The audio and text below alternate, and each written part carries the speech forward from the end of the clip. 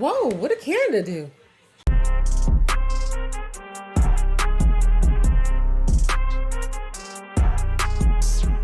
Hey guys, it's your girl Aisha, aka Geek XX Chic, and we are back with another reaction to Cobra Kai. We are now on season 6, episode 5, which is called Best of the Best. So, last episode we had the selection of the kids that are going to be going to the Sekai Taikai, and it was interesting. We had the top 4 being the power couples, aka Robbie, Miguel, Tori, and Sam, and then the last 2 spots were up for grabs, and we see that Devin really wanted to be in this 6. She wanted to be part of the 6 to the point where she actually cheated to get her way in by sabotaging Kenny, who she thought was her biggest competition. And then we see that unfortunately Dimitri and Hawk are not on the same page. They had a pretty nasty fight, and now Dimitri is going in, but we see that Hawk is really disappointed on multiple levels. So we see that both senseis are not exactly happy with this team that's been put together, but they're sticking with it for now. So we'll have to see what goes on, because as we know, those last 2 spots are really not, they don't have the right people. Let's put it that way. So I'm interested to see if they're going to actually resolve it this episode, or if we're going to go through with these poor decisions. So let's jump in. Just before I do though, you know the drill. If you'd like to be notified of when I drop these episodes or anything else you're interested in, please go ahead, hit that subscribe button and that notification bell so you'll be in the know. All right, that out of the way, let's get into the episode right now. I'm dropping your mother to 10 milligrams of tamoxifen twice a day and starting her on an 80 milligram IV of doxorubicin. I don't know what that means. Tapering off her dosage, make sure it stays that way. You're doing a great job taking care of your mom, Tori. Yeah, if your mom has been on medication for a long time, you can't just cut cold turkey like that. Could definitely, oh God, send her in a whirlwind. I went back for you, and you left me to deal with Silver and his psycho bitch sidekick alone. You have every right to be angry. Why are you still talking? The Queen Cobra would join the enemy. They're my friends. Darling, don't be naive. Either you've grown or you haven't, Tori. I may be a champion, but I'm not yours. All right, Tori. I heard Aisha got into UC Santa Cruz. Oh, a name drop, finally. It's gonna be televised all over the world. And if we win, that's all anyone's gonna remember. Would be nice to stand on that podium, side by side. The entire world to see. Or Germany. Plus, they get to fight on live TV. And who knows what comes after that? Wheaties boxes, Chops hockey flicks, ZZ Top videos. Sky's the limit. You'll all get... ZZ Top has been retired for... Okay. And Sensei Lawrence and I want to assure you that the decision will be completely... Who's making it? Don't get your panties in a bunch. All right, we are on the same page. Look, Miyagi-Do, remember? I even came up with my own content. Okay. Elbow to the face. Punch to the throat. Lift his ass up. And dump him. I feel like it works. It works. Foreign kids don't speak English. But they do speak karate. What? Than ever before. Johnny, the Soviet Union doesn't even exist Right? anymore. Whoa, what did Canada do? Ever since we found out there's only 6 slots and 2 captains, all his worst impulses are rushing back. You know, trust me, Mr. Miyagi would not be happy with this version of Johnny. Yeah, but that's... Okay. Maybe you're right, but how do you know? Exactly. You don't really know anything about Miyagi. I know who Mr. Miyagi was, and this is not what he would have wanted. Okay. Okay. We need to rally you up. Sure. This feels like a little projection. A little bit, Daniel. I got deferred. You got deferred? What's deferred? From College. Stanford, it means not yes. Not no. Mom, I'm home. Dr. Judith lowered all your prescriptions. She said you're doing so much better. Something tells me she relapsed today. Oh no. Mom! Mom! Mom, wake up! Call 911 immediately. Silver or Crease? No, but I thought you were coming to the dojo to train with us. Well, we figured since we're fighting each other, it would be best not to show each other our moves. Yeah, I mean, makes sense. I agree. Tipping anything, this is, you know, it's business, Johnny. You just can't leave when you want. Well, you're leaving. It's my It business. is my business. I own it. Welcome to a 9 to 5, Johnny. You said she was getting better. Your mom had a pulmonary embolism. We had no idea she was developing a blood clot. Yeah, we don't. Is there anyone we can call? There's no one. All right, so she's gotta, or someone's gotta take care of her brother. Son of a bitch. Anti-lock brakes comes standard. Jesus. What are you doing here? Basic training at the dojo, huh? You kept me at work to get me out of the way. That was not the intent. Save it, all right? And I'll train the kids. You had your day of training, okay? And Right? Let's be fair, Johnny. So take him back. Now. You're the boss. He is. At least at LaRusso Auto. Ready to join Team Lawrence? Bro, I would, but it's family, man, and I got a good thing going here. But just out of curiosity, what kind of 401k? You think he even knows how to spell 401k? He found this old box of Mr. Miyagi's, and it just brought up a lot of difficult emotions for him. Oh, yeah? Don't tell Johnny. What was in the box? Johnny is going to use this to crap all over Miyagi. Second place. Second place. Kreese doesn't show up now. So because I'm not going to college, my life isn't worth changing. That's... Hey, boys. See you tomorrow. Yeah.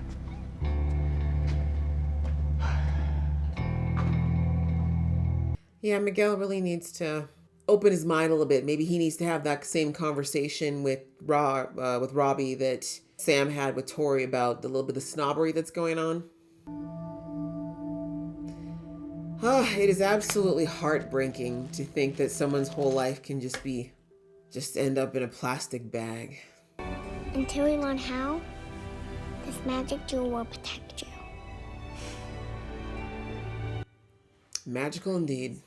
At the dojo, you two are supposed to be partners. I mean, you could have given Anoush or Louis the shift. Why not just include him in the training? Because he takes over. It's hard enough not having Mr. Miyagi in my life anymore. The thing that bothers me now is knowing there was a part of his life that I didn't know. You weren't... Okay. Scary feeling deep down in my heart that there's a reason why, and I'm afraid to know what that is. Simply none of your business, Daniel. Point Diaz, 0 points King. Hey. Stay calm, Robbie. Every time you've gotten one over on Miguel is when you've been calm. It's 2 points to 0. Maybe we should put the hair up. Bobby pins, the headband. Didn't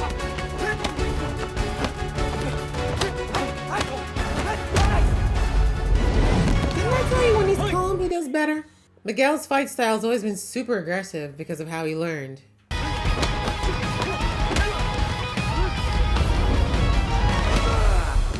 You kicked him in the face. It's only fair. 2-2. It's the nail-biting conclusion.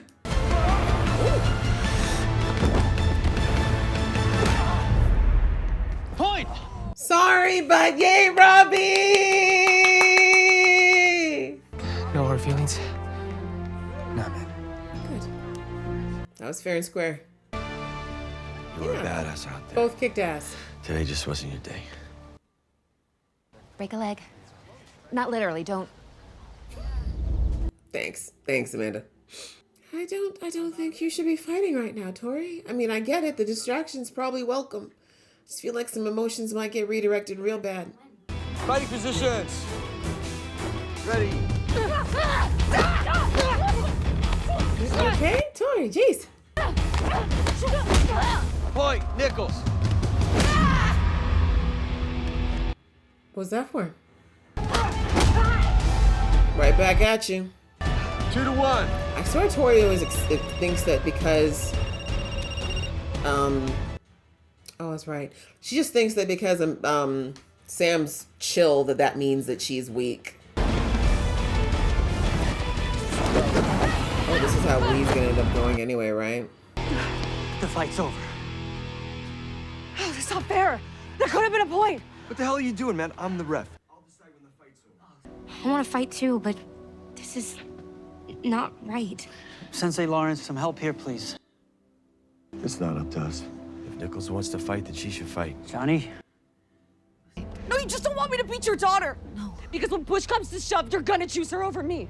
No, it's not that, Tori. What are we talking about in life? Yeah, but, ma'am. Okay. When my mom died, all I wanted to do was get on the mat for 3 rounds. It would have helped me then and would have helped her now. We don't teach these kids to fight with anger. That's not the right headspace to be hurting or hitting people. Of hearing that name. Here it comes. You act so high and mighty like Miyagi was some perfect angel. Yep, knew it was coming. He wasn't. Man, I shouldn't have said anything. I knew she'd use it against him. Mr. Miyagi was a liar and a thief. Yeah. But once we win, I'm done. you and I are done.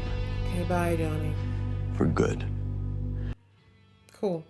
We've decided Hawk will take her spot. Still, Kenny screwed over, okay? Great. I was also thinking that I don't know if Tori has a passport and she would need a parent to give her one since these kids are still technically under 18, I believe.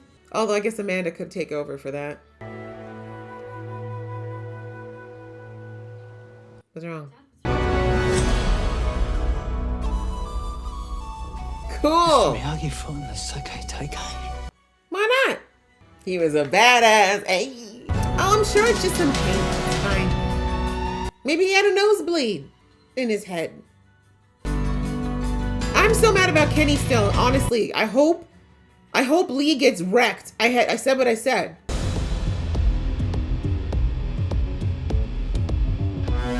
Cobra Kai, but Asian.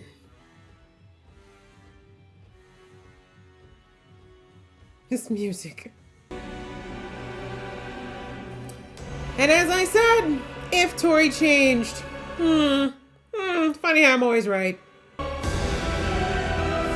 I'm sorry, Robbie, you have terrible choice in women. I don't tell you. Let the games begin. Perry. Alrighty, well, we are about to kick off the crazy stuff. Of course, we ended just before the good stuff kicks off, but that's all right. So yes, this episode was the last of the last, basically firming things up, getting these captains selected so we can get this show on the road. But we see that there's just a lot of discord still happening inside of Miyagi-Do. This is such a change from the first 3 episodes. It seems like we were really making strides. People were, healing old wounds and kind of getting past a lot of the stuff that they were dealing with. But now we're seeing that Johnny and Daniel, unfortunately, are back to butting heads again around how to train the students, when to train the students. Are they truly a partnership? I personally said that when Daniel gave Johnny a job that, while I appreciate the sentiment and I think it was nice of him to do, it was also a bit like, that's a lot of a together time for 2 people that are very, very different. Not to mention the fact that, let's face it, Johnny really doesn't have any work ethic outside of when he's dealing with karate. So I'm not surprised that they butt heads eventually. And we see that, Johnny really just wants to, I shouldn't say Johnny, both of them are just so convinced that their way is the best way to train the kids. And we see that Johnny is trying to embrace little parts of Miyagi-Do, but I think the thing has always been for both him and Daniel is that neither of them truly fully respect the other. Like, they understand that there's good things about it, right? Daniel's recognized that there's very good things about the way that Cobra Kai does certain things, whereas Johnny has figured out that Miyagi-Do is also very beneficial in other ways, but there isn't like that true deep respect from either side that is like, this really is a good or the best, I guess you could say, the best way. And even though they said they were going to come together and try to work together in this new Miyagi-Do, the truth is there really wasn't any planning or any discussions from what we saw of how they were really going to integrate all these different fighting styles together. It was kind of like, you take one day, Johnny, I'll take the other. And while it works to a degree, this is now when we have a combined effort thing that we need to do. This is now where those cracks and those holes in this plan are starting to show, and showing that the foundation of this new alliance is still quite shaky. And so I somewhat get where Johnny is coming from, because Daniel does get very condescending. We know this from the beginning of this series, that Daniel's probably biggest character flaw is his pride and the fact that he is a little bit, he does put himself on a bit of a pedestal and look down on Johnny, which is not necessary. And when it comes to karate, we know that when it comes to Miyagi-Do, I said this last episode, Daniel puts Mr. Miyagi on a pedestal. He genuinely believes that this man can do no wrong. And so that mindset is really what is kind of crippling to this partnership, because in his mind, because Miyagi is perfect and his teachings are perfect and therefore his karate is perfect, everything Johnny does is for Daniel, kind of like this. I think he's treating it a bit like it's a temporary nuisance, but really Miyagi-Do's where they're really going to put the tried and true practice for the dojo. And that's not for Johnny. Like for Johnny, Cobra Kai is his tried and true. That's what he's got the emotional connection to. So he's never going to fully embrace Miyagi-Do as like this perfect thing for everyone. And so anyways, that back and forth, that discord is still there. And then we see that, of course, it came to a head in this episode when Johnny felt like Daniel's trying to cut him out, which he kind of was, but so was Johnny. And then we see that Amanda, thinking that she would get some empathy out of Johnny, told him the situation of what happened with the box. And I knew immediately as she told him he was going to use that, because we all know that since the beginning, Daniel has been like, your sensei's evil, Kreese is terrible, he's the worst. And I mean, sadly, Kreese for the most part has proven Daniel right. But of course, he didn't want to hear it when Johnny was like, but Kreese wasn't always like that. Like, he was also a father figure to me. He was very caring. He was very good to me for a good while until he wasn't. And so, but Daniel, on the other hand, is always like, Miyagi was perfect. He was perfectly patient. He was perfectly wise. He was well-rounded. He taught me so well. He was a father figure. He was a good grandfather figure to my kids. Look how wealthy he was. Like it was, everything is like bright, shiny, perfect pedestal Miyagi. And so, of course, I knew the second that Johnny heard that Miyagi was not perfect, that he wasn't this paragon of virtue, of course he was going to throw it in Daniel's face at some point. And it was kind of deserved, because Daniel, as I said, he has a bad habit of looking down on people, particularly Johnny, when it comes to karate, and using Miyagi's legacy is kind of a leg to stand on for that. And so now that, you know, we're seeing that Daniel is still very much trying to reconcile the fact that Mr. Miyagi is not all that he thought he was, that was kind of like a very fresh wound for Johnny to pounce on when they had that conversation later. And so anyways, it's sad because, again, I don't think that Mr. Miyagi his opinion of Mr. Miyagi really should not have changed per se, but really Daniel also needs to recognize that Miyagi wasn't perfect and accept that and be okay with it, because that's really what he's been struggling with from the get-go, is this idea that Mr. Miyagi somehow owed him something by being perfect, which Mr. Miyagi never claimed to be. And I think he would have been the first person to tell Daniel that he was far from perfect. But, you know, Daniel wasn't ready to hear all that. But anyway, those two still going at it was definitely not a good thing for the dojo. And of course, this idea that they said, okay, the way the captains are going to be decided is by having the kids fight it out. I mean, yes, it's fair in the sense of, hey, if you won the battle, then that's it, right? There's no partiality from either judge. But of course, it then put another reason for these people who all have a history of tension to get tense again. And we heard Carmen say that to Johnny, that, you know, I hope this doesn't like bring the rift up between Miguel and Robbie that they just put to bed, not just the other day. And so of course we saw Johnny being like, no, it's fine. But I'm like, Anyways, we see that Miguel, he did not get into Stanford. He was deferred, which basically means that they're going to try to reevaluate him later. He's panicking a little bit because that's the school he wants to go to. Plus, you know, he's got his plans with Sam, etc., etc. And he's just put a lot of pressure onto this competition now, because he's like, look, if the Sekai Taikai, I win it, and they have that on my resume, it's a global recognition. Hopefully it'll be enough for them to want to accept me. Like, that's a really good bump for this resume. And then we've got Robbie, who since the very first episode, actually, Robbie's talked about the fact that, you know, for various reasons, he didn't take school all that seriously up until now. Plus he was in juvie. So going to uni is not exactly in the immediate cards for him. And so we see that him and Tori were talking. And of course, him and Tori kind of have a similar background in that, you know, rough upbringing, having to kind of take care of themselves very early, got innovative with how to do that and creative, but maybe not in the best ways. And so now they're just trying to do what they can do to succeed in life without these legs up with education and a good background and a solid family that other people have. And so they both said, look, if we win this thing, if we both are on that that podium together with the world to see, that's kind of a really good boost for both of us to potentially, you know, launch into whatever it is we want to do next. And so understandable, great dream. But we see that, yeah, both Miguel, if we're going to talk about the boys first, both Miguel and Robbie kind of have their reasons for why they want to be captain and have that televised fight. But we see that in the midst of it all, that Miguel kind of goes into that same mindset that he kind of had with Robbie for quite a while, which is that he's a little bit better than Robbie, you know, because we know that Miguel has always been a good student. He's a nerd, you know, he does well. And, you know, he's always kind of looked down a bit on Robbie because Robbie didn't have that type of upbringing, right? He had a mom that was very flighty, a dad that was, up until very recently, an alcoholic that wasn't doing anything. So yeah, Miguel does tend to look down on Robbie a bit as well. And I really like that Robbie kind of called him out a little bit on that condescension. He was like, no, I really need this. And Robbie's like, what, I don't, right? Like, if anything, I probably need it more. And again, I don't feel like either of these boys' situation is less deserving of this win. It's more that Miguel has the supportive family and the brains and the marks and everything else that even if he doesn't win this thing, he will have other avenues to pursue his path. Whereas with Robbie, they're a little bit less, they're more limited. He doesn't have as many options. And so if anything, if we're looking at it realistically, I'd say that Robbie sort of kind of needs it a bit more.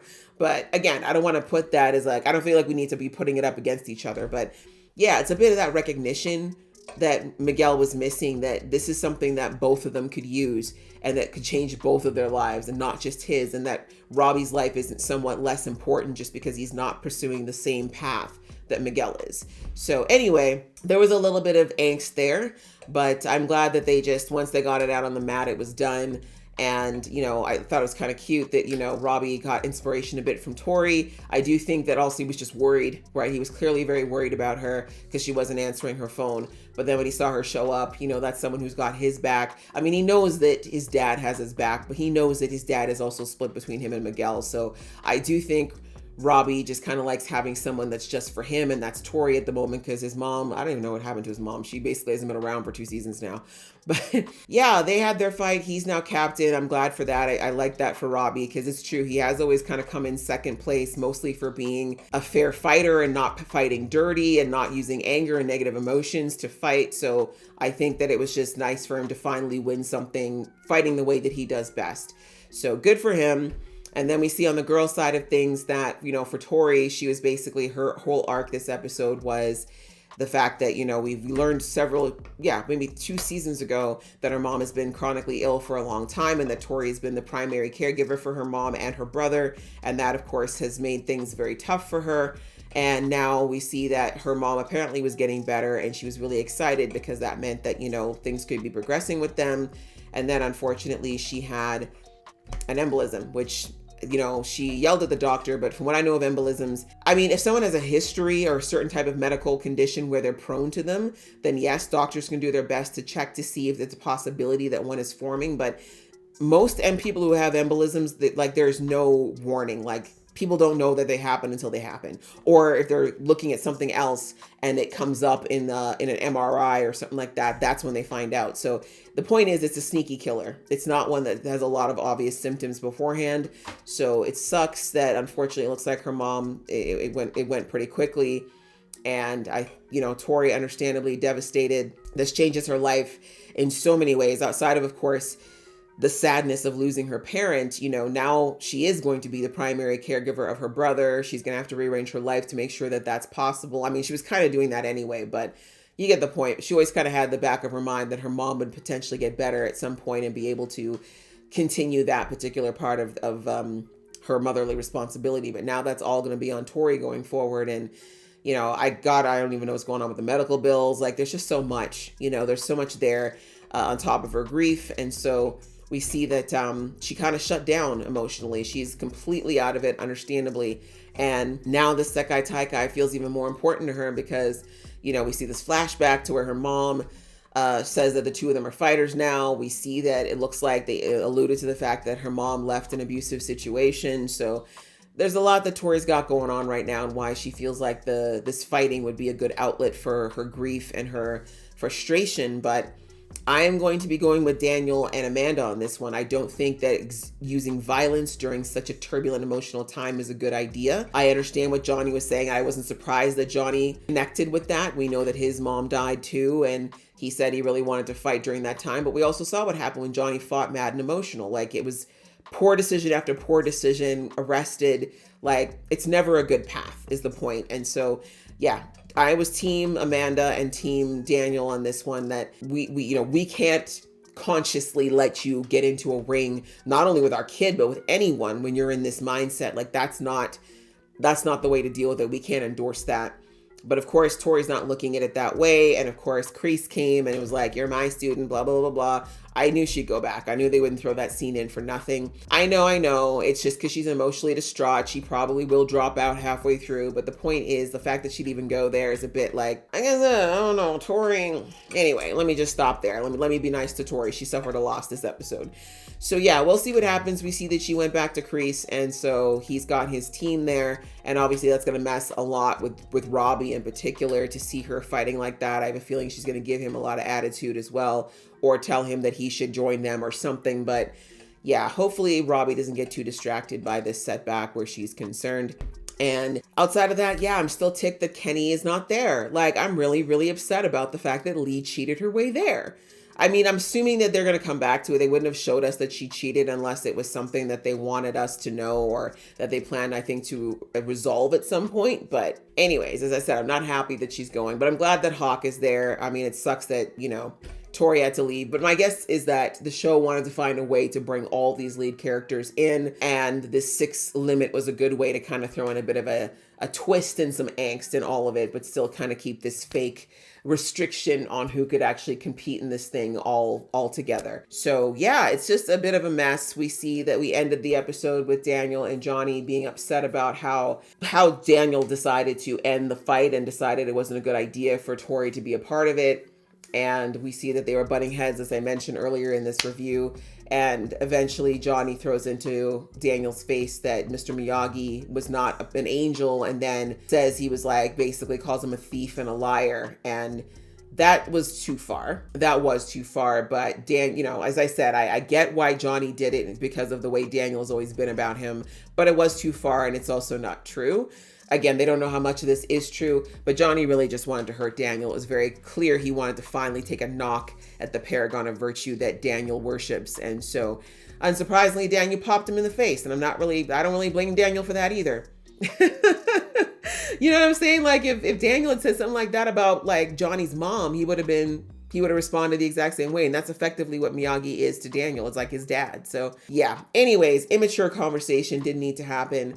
And we see that basically Johnny's like, you know what? I'm done. Once again, he quits. You know, once we're done here, I'm leaving. I'm like, all right, Johnny, like, fine. If that's the way you want to handle things still after all this time, good. Like, you can quit the dojo, quit your job, go back to being unemployed with your new baby on the way. Like, he's just so frustrating, like Johnny. But this has been Johnny since season 1, right? 1 step forward, 3 steps back. So hopefully he won't actually take those 3 steps back. And throughout the Sekai Taikai, him and Daniel will figure out their ish and get back on the same page. But as it stands, we've got this team pretty divided all the way down the line, right? So we've got the 2 senseis who are kind of in a cold war right now. We've got Hawk and Dimitri who are still in their little cold war. We've got the cheater who's there. I think the only people in the team that are actually on the same page right now are Robbie and Miguel, but I would not be surprised if Miguel makes some type of comment at some point because he's not happy about not being captain, or if Robbie shows some type of empathy towards Tori and the whole team gets upset with him for that. I'm not sure, but the point is, going into this, Team Miyagi is not as cohesive as they should be, and it's definitely going to affect them to some degree, especially considering the fact that I will give Kreese this. His team is on point. They're all singularly focused. The only one that the only wild card he has right now is Tori. So yeah, it definitely leaves for a very interesting mood going into the Sekai Taikai when it finally does kick off. I do look forward to seeing that. And yeah, it looks like they've broken this final season into 3 parts. And so we're going to be getting the second half sometime later this year, and then the final part next year. I'm not someone who's a fan of waiting, but you know what? I'm just glad that, you know, whatever happens, I'm sure they had their reasons for why they decided to break it up. My guess is Netflix did not want anyone to cancel subscriptions, but either way, I think it's fine. It's fine to have a little break and have time to marinate on what it is that we've seen so far and build that anticipation for when we jump into that final battle. And I just keep wondering that if each part is 5 episodes each. Yeah, it says each part is 5 episodes each. So I do wonder how we're going to do this. Is 5 episodes going to be the tournament, like part 2, and then part 3 is what, the aftermath? What happens later, the jump forward? I don't know. It's very interesting that they're doing it this way, and I do wonder how they're going to break it up. I feel like breaking the tournament up into part 2 and 3 will be a bit much, so I'm hoping they don't do that. But I'm sure whatever they do, they have their reasons and they've thought it out. long and hard. They've had a lot of time to figure out how they want to do this. So yeah, thus far though, I like this part 1. I think it was a good setup, a good lead up to what we're going to be getting into. And again, I think we need to get to that point where either at the end of part 2 or somewhere in the middle of part 3, we need to finally resolve all these things and get to a point where we can all move forward. Because I do think that the end game is going to be that Johnny and Daniel will find a balance. Will they ever be besties? No. But I do think they need to get that balance and continue to potentially work together. I do think that Johnny is still going to open up his own dojo though. I think that's always been the message, is that as much as he respects Miyagi-Do and the teachings there, Johnny wants to teach the way he wants to teach. And I don't think he and Daniel do good being co-captains. And I think they've also been heavily alluding to the fact that Daniel, as I said a couple episodes ago, my suggestion, I think is going to become a reality where he's going to hand the keys of the dealership over to his wife and he's going to be a full-time sensei at Miyagi-Do. So that's what I figure we're going to see as like the final resolution as far as how these things are going to turn out. But all the other little details, I look forward to seeing how those all fall into place. So yeah, this was great, guys. I enjoyed it a lot. I hope you guys enjoyed watching along with me. If you did, please show some love. If this is all that you watched from me, then I will see you when part 2 drops. But if you watch other things, then I hope to see you soon in the next video.